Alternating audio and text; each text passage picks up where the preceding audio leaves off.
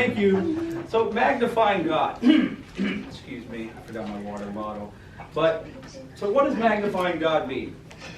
What does magnifying God mean and how? This one is actually going to be really interesting today. It's going to be a little bit different than the rest of them because the story is going to be kind of fire. We'll get into it fire. But I'll just give you the definition. If you're writing down, here's the definition for magnifying God. To magnify God means to make God large in our lives. To magnify God means to make God large in our lives. Now, that doesn't mean, when you hear the word large, that doesn't mean make bigger. That doesn't mean make bigger, because we can't make God bigger. It means like to exalt him, or to make him the number one top spot, to get close to him, to see him. So if, like Simeon said on his teaching Sunday, I don't know if any of you were there, but he said, it's not like a microscope where you're looking in at bacteria, something small, and zooming in. It's more like a telescope where you look up and see something that's big and you can get closer to it.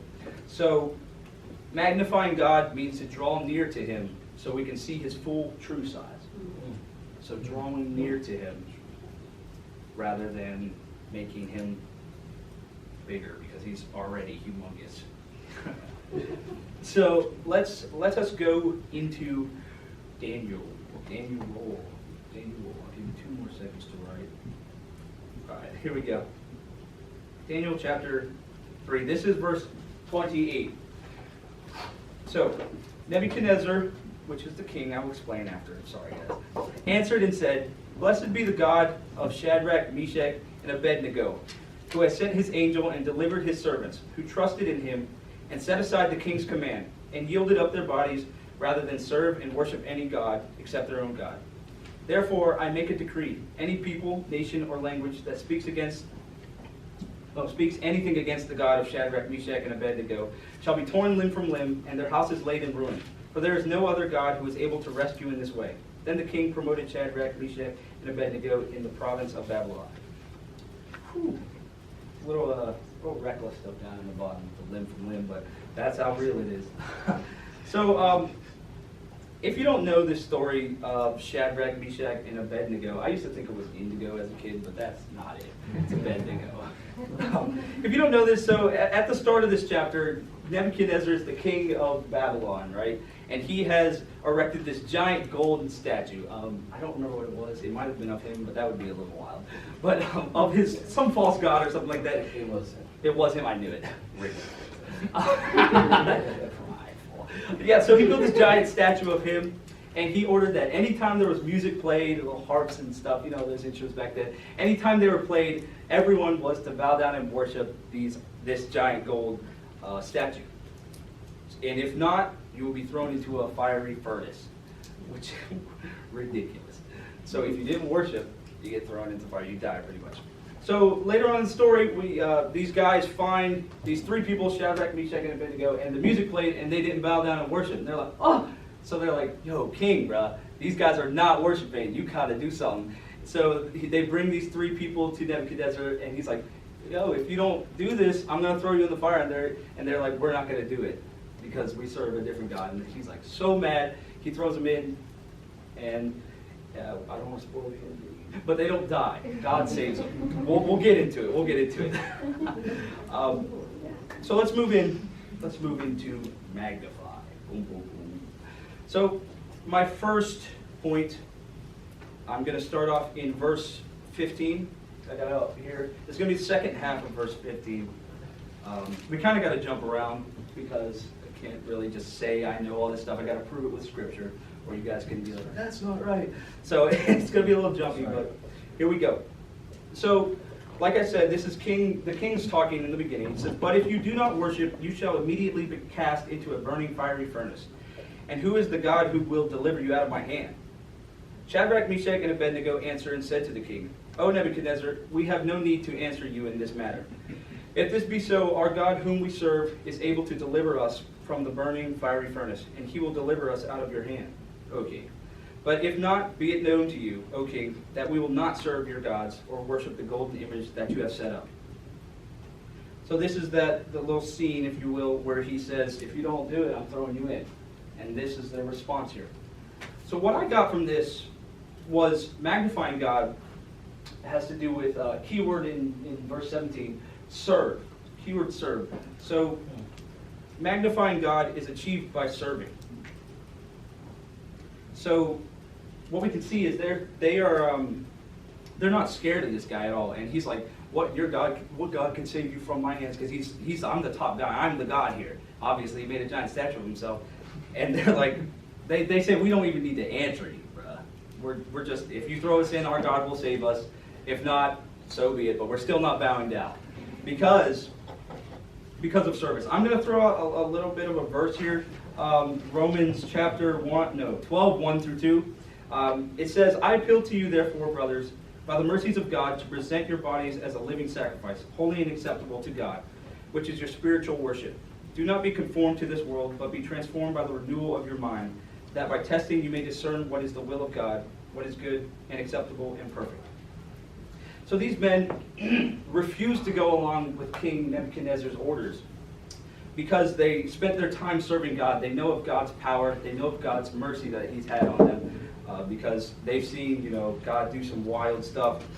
And because they spend, like I said, the definition of magnifying is to spend time with God, get closer to him. Because they spend time and are close with him, they know that this worldly guy can't do anything to him. They know that the fire doesn't mean anything. And if it's God's will, like they said, if it be so, we're still not going to give it up. So they're magnifying God by raising him to the top position and saying he's over this guy, King Nebuchadnezzar, the statue and stuff. And they trust in God.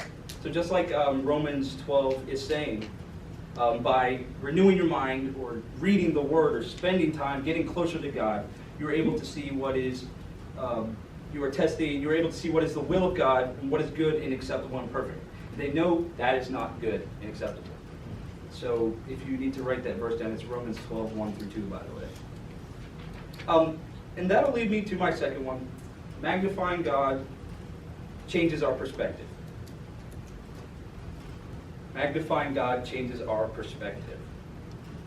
So, like I said, these guys are spending so much time with God, magnifying Him, putting in number one, and this guy's like, the fire though, but the fire. He's like, because everybody else is scared of the fire, why aren't you guys? Because their perspective is changed, okay? They realize that God beats the fire. Like, God has the ultimate trump card, beats the fire in some battle.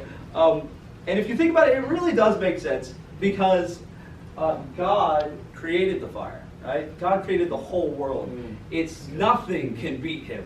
I was saying in my high-level group, there's a little example. If you were to build like a statue of a Lego or something, and you stand there and that Lego's like, and you're like, what's up? Knock it over. That's what the fire is to God. It's not beating God, this little Lego statue. So any worldly problem that we face or anyone faces, God beats it. Hands down. That Lego, keep that in mind. So I'm in verse 24 here. I'm just going to read this to prove, from Scripture proves that God beats this here. The king Nebuchadnezzar was astonished. Oh, this is after he threw him in, by the way. I cut out a few verses because I don't want to read all that. But then King Nebuchadnezzar was astonished and rose up in haste. He declared to his counselors, "Did we not cast 3 men bound into the fire?" They answered, the counselors, and said to the king, "True, O king." He answered and said, "But I see 4 men unbound walking in the midst of the fire, and they are not hurt. And the appearance of the fourth is like the son of the gods." I said fourth, may the fourth son. But like the son of the gods. Whew. So that he threw them in the fire. And the fire didn't kill them. It didn't even burn them. And there was a 4th person in there with them. That's deep. Oh, geez. And he said it looked like the son of the gods. That's saying any problems we go through or anything, God is with us. God is there with us. The fire, He protects us, and He takes us and keeps us comfortable. He uses His power, gives it to us, and lets us stay safe from that. So, like I said, the perspective is fire is nothing. Any of these problems, any of these worldly problems, because I know I spend so much time with Jesus. I spend so much time in His Word, lifting Him to number 1 over all the games and all that stuff. To know that Jesus beats all this, that He is going to be there for us. He's going to be that 4th guy in the fire. He's going to be there, protecting. And this whole, we'll move into the last point. extra water. Magnifying God transforms others. Magnifying God transforms others. We're going to go back to the verse 28, the one we started with. So, oops, I'm sorry, did you guys have enough time to write that down? Magnifying God transforms others. So back to verse 28. We see how this dude, Nebuchadnezzar, the king, was so astonished. What the? I'm the big dog. And my fire, he heated it up actually like 7 times hotter. And people who were next to the fire actually caught fire. And the people in the fire didn't even die. So he's like, what? And so he says, blessed be the God of Shadrach, Meshach, and Abednego, who has sent his angels and delivered his servants, who trusted in him and set aside the king's command and yielded up their bodies rather than serve and worship any god except their own. Therefore I make a decree, and we know what this says. Any people, nation, or language that speaks anything against God, God of Shadrach, Meshach, and Abednego, shall be torn limb from limb, and their houses laid to ruin. For there is no other God who is able to rescue in this way. Then the king promoted them in Babylon. So this dude went from like 0 to 100 real quick. He was like ultra furious, it said. He was like so mad, he heated it up, even fired. And then because these guys did not give in to the fire, didn't give in to the king saying, I'm going to kill you, because they stayed true and trusted in God and had faith, put him up number one, the king was able to see that this God, was no joke. He was the number one. He was above everyone else. And because of that, he even blesses God, which he doesn't serve God, but he's like, yo, this God is legit. So he's not there all the way. He's not a believer 100%, but he can recognize it. And then maybe in time, we don't know. We'll see. Somebody else can tell what happens to him. And also he says anybody who speaks against this God will be wrecked, and there's no other God able to rescue in this way, which is true, by the way. So pretty much what I got here to close it up, the more you draw close to God, the more you exalt him, which is raising him in rank, and number one, the more he will transform you by his word, the more you will be able to see him for his true and actual size. But more than that, the people around you will begin to see the love you have, the service you spend, the praise you give off, and be like, that guy is different, and they'll realize, why doesn't he put Xbox number one or something? Why doesn't he put the job first? Which none of that is like straight bad, but we believe God is the number one, and then that might, the Spirit can come in and help that guy, because we know our job on earth is to go therefore and make disciples, right? It's not to go therefore and live here, but it's to go make disciples. Maybe we should, to do all that. And a good way to do that is to just praise and worship God, to magnify him. Put him to number one, like we've been talking, glorify, blessing, all of this goes together. It's just spending time is the big thing. Spending time getting closer with God. Putting him number one, the forefront of your mind. And then your problems are we're like a grain of sand on the beach, and our problems are even smaller to God. So we can just not even worry about that. Let God handle that stuff. But focus on reading his word, worshiping, as we're actually about to come worship right now. We can focus on God, focus on the lyrics, focus on what it's saying, focus on him. Don't let any problems you have during the day take over, but let God take control.